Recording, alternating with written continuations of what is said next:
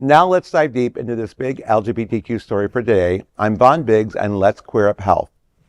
When the government hangs up on LGBTQ plus youth, we must answer. As Pride Month comes to a close, the LGBTQ community is left not with celebration, but with heartbreak. In a quiet yet devastating move, the federal government has eliminated the Press 3 option from the 988 Suicide and Crisis Lifeline, an option that once connected LGBTQ plus youth with affirming, life-saving support. Harold Phillips, Deputy Director of the Programs at NMAC, didn't mince words in his emotional reflection published on June 30th.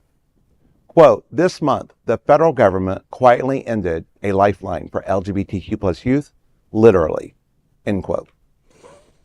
The Press 3 feature wasn't just a number. It was a beacon of hope for queer youth navigating isolation, fear, and mental health crisis. It was evidence-based, bipartisan-supported, and life-affirming. And now, it's gone. Phillips, who courageously shared his own story of suicidal ideation at age 11, underscored the gravity of this loss by quoting, "I cried for the ones who found the courage to dial 3 numbers and press 3 for help.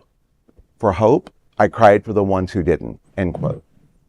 His story is a chilling reminder of what's at stake. As a child, he had a plan to end his life until one trusted adult told him he was loved and that his life had meaning.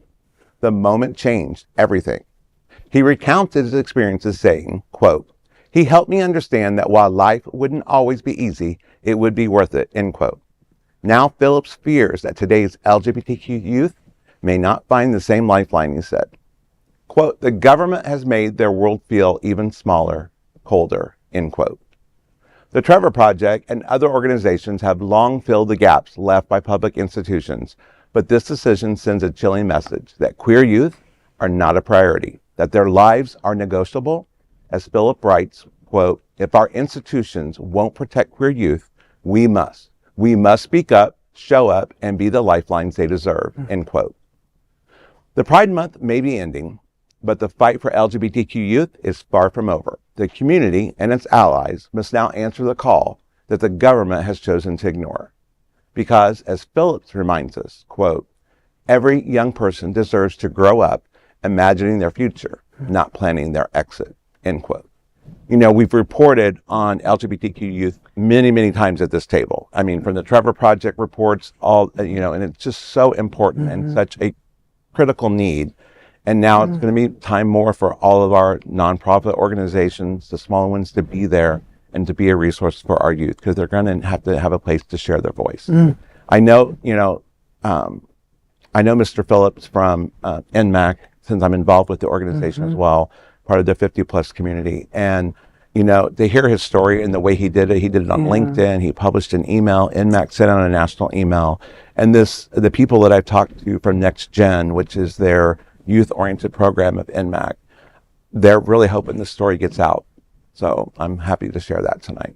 And it was brave of him to share that, for sure. And there just seems to be no limit to the hateful actions of this unfit administration. Nothing surprises me anymore. It's petty, it's cruel. I think it should be prosecuted by the next administration.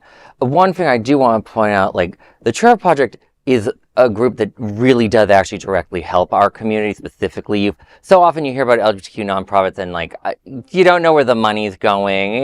The Trevor Project is a group that does direct help for our community. So if you're watching right now, if you got $5, $100, $1 million in your pocket, go give it to the Trevor Project tonight. All right, they need it. Right.